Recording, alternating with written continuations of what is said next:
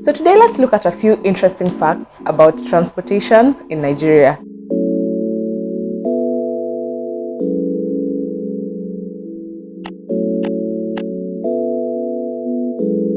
These are actually more of interesting observations I've made during my time here. So I thought I'd share these interesting observations in case you're planning a trip to Nigeria or are just interested or curious to learn about these things. Now, there are four main types of transportation in Nigeria: road, rail, water, and air. In this video, I will focus majorly on road transportation, the mostly used mode of transportation in Nigeria. So when it comes to road transport in Nigeria, there are a number of options available for you. There are buses, which in Nigeria are called danfos. We have kekes, which are tuk-tuks. In other parts of the world, they are called rickshaws or tricycles. We also have motorbike transport, which in Nigeria are called okadas. And then we have BRT buses, and of course we have taxi or cab applications like Uber and Bolt. Change is a big deal in public transport in Nigeria. So if you're using road transport in Nigeria, one of the most important things you can do for yourself is to always carry small change. So move around with 50 naira notes, 100 naira, 200 naira, at most 500 naira. So it's easier to pay with smaller amounts than to move around with 1,000 naira notes. It will do you a whole lot of good to just walk around with small money when you're using public transportation. The reason for this is because a lot of the times, if you have change, then it's easy for the transaction between you and the operator to quickly go on, and then you'll get off the danfo or the keke or the okada and then go on your way. But if you have, say for example, 1,000 naira note, well, chances are they'll have the change that you need, but chances are also high that they will not have that change that you need. So you'll find that you have to be delayed a little longer for him to start finding the change for you, ask around and then give it to you. Or in worst case scenarios, the guy will give you and another passenger who's also waiting for change, like a 500 naira note or 1,000 naira note, for you two to go and find change on your own and figure it out wherever you are, and he'll leave and go on his way.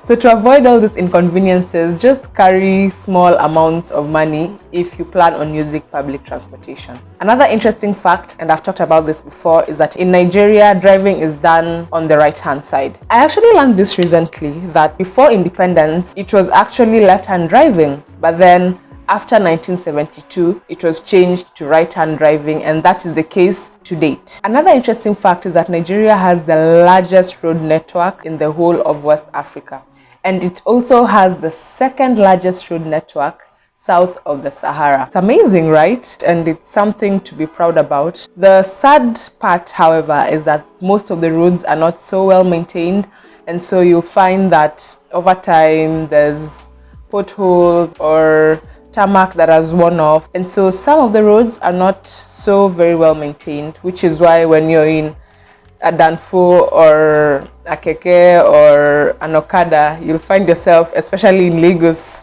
going like this.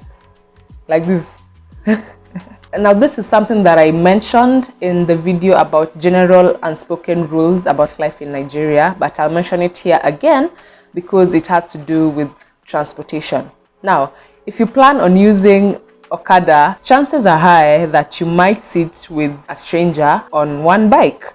The reason for this is because Okada operators want to maximize their thoughts and their fuel and their energy, and so instead of just carrying one person, they carry two people going the same direction. Just the same way strangers going the same direction will enter a bus that's heading that direction, is the same way strangers will sit in an Okada and go in the same direction. So if you're ever planning on using an Okada and you see that the guy wants to seat someone else either in front of you or behind you, don't panic. That's just the way Okada operates in Nigeria. Another thing that I've noticed is that most motorbikes do not have side mirrors. At first I found it very strange because I was looking and I could not see any Okada with side mirrors. So I asked my husband, why do these people not have side mirrors? Is it that they don't need them, or what's the case? He really couldn't give me an answer as well, but I don't know. So maybe the side eye game is strong. They operate just like that. If they need to check who is behind, then they will do this or this. And for the most part, it works fine. Now, in most cases, the doors of danfos will never be closed. Never, never, ever, ever be closed. They will always be open. And you'll find that there's a person sitting right by the door where it's wide open, and the danfo is going at one speed like this. And I used to panic. I'm like, won't the guy fall off? As in, close the door. Let everyone who is inside the danfo feel safe. But I realized that people are used to it like that, and so the doors are never closed. So they will stay open like that from point A to point B. It doesn't matter whether it's a child sitting or an old person or a young person or anybody. They don't close it for nobody. Another thing that you'll notice is that kekes will generally carry 4 passengers. Now, you know that kekes are designed to carry 3 people at the back, then a driver at the front. But in Nigeria, you'll find that it carries 4 passengers plus the driver, so that's 5 people. So there will be 3 people seated at the back, and then the driver at the front will share his seat with someone else to the side.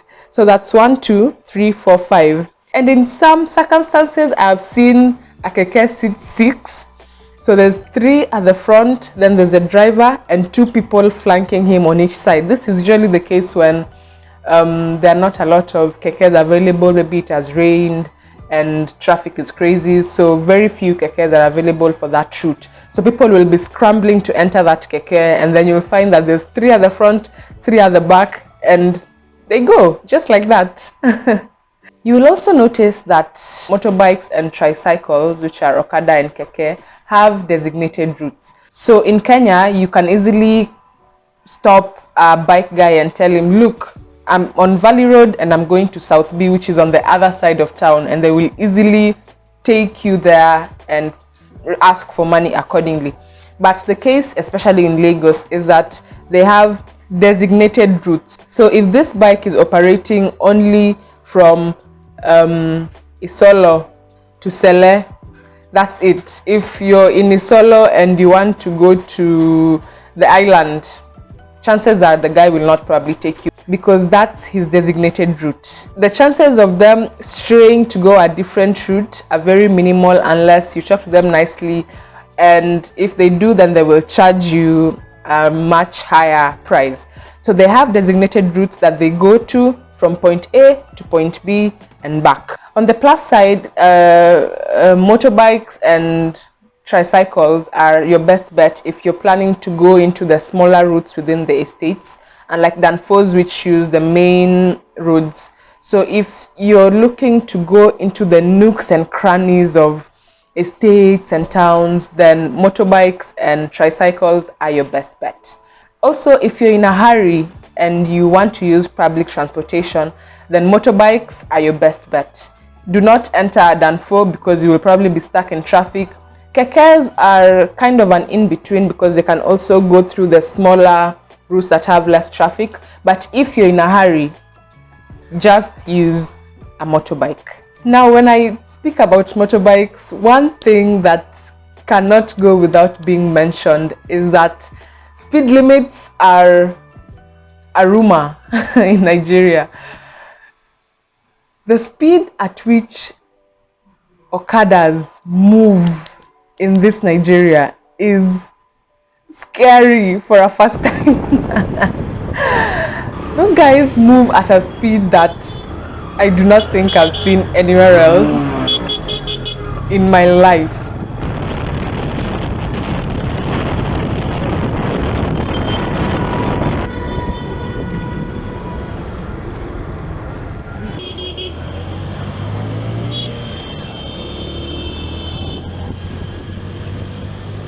So if you have any valuables like a wig or your bag or a light piece of clothing, please clutch on it hard when you're getting on top of an okada because the guys go. They go. The first time I got on an okada in Lagos, I was with my husband, thank God. But even at that, I was scared. My heart was in my hands like this. Like, oh, I was like, oh my god, they're going to crash. Oh my god, they're going to hit us. But these people are experts at going with those speeds. Experts, because in my year of living in Nigeria, I can count the number of times I have seen an accident that involved a motorbike. And it's mind-blowing. It's mind-blowing to see just how fast those guys move on the roads. Now, when you're using motorbike or a tricycle, you'll notice that there are people on the road who will be collecting some money or fees from these motorbike and keke operators. I don't know what the story is with these people, but at some stops you will see a person come to collect some money from these guys. Apparently they're licensed to collect these fees from these people, but to me it always looks like they're really extorting the people, because if every time this tuk-tuk guy does a trip past you who is a licensed operator, he gives you like say 100 naira and he's carried just 3 people who have paid him 100, it's almost as if they are working for you, because I can imagine the number of stops that they make, and at each and every bit of this stop they have to pay this fee to these people. So I usually find it very sad, because to be honest, these keke and okada guys, it's not like they're making millions of money on the road, but now the little they're making, you're also taking away from them in the name of taxing them. And it's sad to see. It's sad to see, because if they do not give that money, hey, you should see how these licensed operators will attack them. Like, they'll take away their keys, they'll want to fight them, they will do everything they can to make sure that this guy pays them this money. I hope that at one point in time it will stop, because honestly, who is gaining from it? Definitely not the keke and okada operators. Now let's talk about BRT buses. These are the blue, very modern buses that have their own terminals and their own lanes. The reason people like BRT buses is because they're very comfortable. Number one, there are some that have air conditioning, some have Wi-Fi, some have places you can even charge your phone, some have DSTV and TV for entertainment. So they're very comfortable, very modern, very nice to be inside. And I also mentioned that they have their own lanes, so they kind of cushion you against the traffic should there be any traffic on the road, because that BRT lane is strictly for the BRT buses to use. So if you're inside a BRT bus, then you comfortably just move along traffic, and it's a good thing. But at the same time, they have the longest queues because of the convenience and the ease of the buses. Then a lot of people prefer to use them, and because of that, sometimes the queues are very, very long, and if you're in a hurry, then BRT buses are probably not what you'd want to use. In general, it's very nice to see them work, especially for me, whose country has been talking about implementing BRT buses for the longest time and we've never seen them in Kenya. It's nice to see how they operate here, and I just hope that we will also have them someday. Alright, now let's look at cab hailing apps. The two main apps that are used are Uber and Bolt. You will notice in Nigeria that the cars that are registered with these apps are not small cars. In Kenya, if you're using Uber or Bolt, you'll realize that most of the cars are Vitz, Demios, Passos, Passats, all those small Toyota cars. But in Nigeria, especially in Lagos, you will hardly ever see these cars. In fact, just aside from Uber and Bolt, you will hardly ever see these small cars on the road. It's an observation I made, and it really blew my mind, because most of the cars you'll see on the road are like Camrys, Crowns, those saloon cars that are a bit bigger than Vitz and Demios. And then of course you have Prados and Range Rovers and Lexus and X-Trails and Pajeros. Those are kind of the cars that you will see on the roads, especially in Lagos. But back to the cab hailing apps. So most of them will be saloon cars, and you can either pay via cash or you can set up your card in the system so that it automatically charges you once your trip is done. In fact, one time we called for a Bolt and the car that came to pick us up was Alexa's. And I was like, whoa, okay, all right. This Lagos, though they carry last too. A whole Lexus came to pick us up, and throughout the trip I was like, oh, I'm feeling so fine, I'm feeling so good. This is so nice, this is so comfy. And it doesn't even charge you like extra depending on the type of car, because I know in Kenya, depending on the car that you choose, then there's basic, comfort, family, and so on and so forth. So the car size keeps increasing depending on the package that you choose. But yeah, we chose the basic one, and the whole Lexus came to pick us up. Even my husband was surprised, like, whoa, okay, that's something. When it rains, be prepared for the worst possible traffic you will experience. Just be prepared to pay double or triple the regular amount you pay, and traffic will double or triple as well. So when it rains, especially in Lagos where I've lived for the past year, either just stay home and don't leave the house, or if you have to leave, then leave knowing these things. You will pay a whole lot and traffic will be crazy. Now, traffic in general, especially in Lagos, is mad. But when it rains, then it is maddest. So before you leave the house, just look at the weather, look at the traffic situation on your phone, if you have Google Maps or whatever app you use to track your traffic, and then you'll be able to make an informed decision. Oh yes, there used to be Okada hailing apps that were a lot more civilized than the regular Okadas on the road, like GoKada and a couple of other options. But then, like a year or so back, the government just decided to stop the operations for these guys, and I don't understand why, because they were really convenient. You go on your phone, you hail your Okada, and then you go where you want to go, and the prices were kind of standard. But then the government stopped it, and then they say that they were going to bring in their own kind of improved version of transport, which to this day we are still waiting to see. There are times when you'll also hear that they've banned Okadas from using certain roads or kekes from using certain roads, which can be very inconveniencing, to be honest, for both the passengers but especially for the operators. Because if you're banning them from using roads, how do you expect them to make money to fend for themselves and their families? So sometimes life in Nigeria can be very frustrating, especially for the common mwananchi, and sometimes there are rules and regulations and updated policies and guidelines that are brought about that don't really work for the good of the regular citizen, you know. I guess it's the case for a lot of African countries as well. Most of the times, the ones who suffer the most are the ordinary citizens on the grassroots level, because politicians will be flying high and above whenever they want to go to places, but they've banned Okadas and kekes for you who is just going from point A to point B going to work. And it's exhausting. But let's not get into all of that right now. Let's stick to the positives, yeah? Now finally, everybody will be hooting.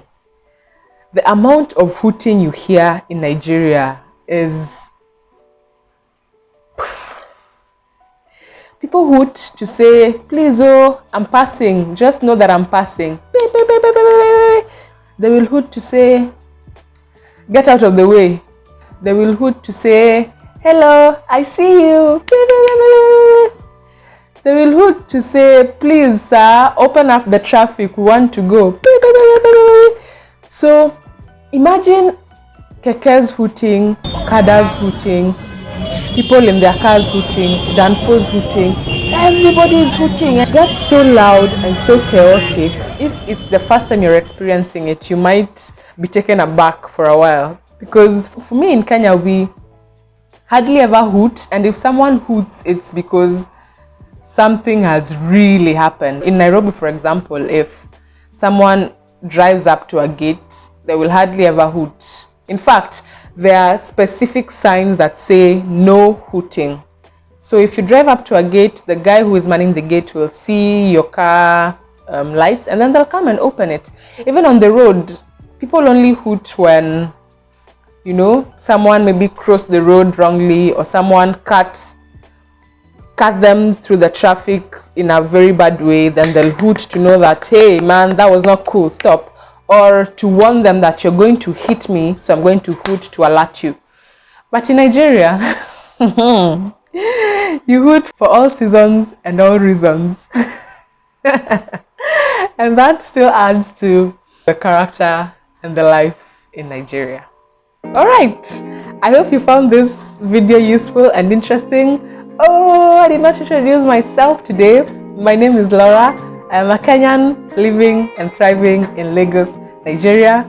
It's been a pleasure talking to you and having you here. If you have any ideas about what you'd like to know about life in Nigeria or anything else in general, life in Kenya, life in Nigeria, maintaining short hair, anything you can think about, anything whatsoever, please let me know in the comment section below, and I will be happy to have a look and do a video about it. All right, thank you for watching. I will see you in the next video. Bye.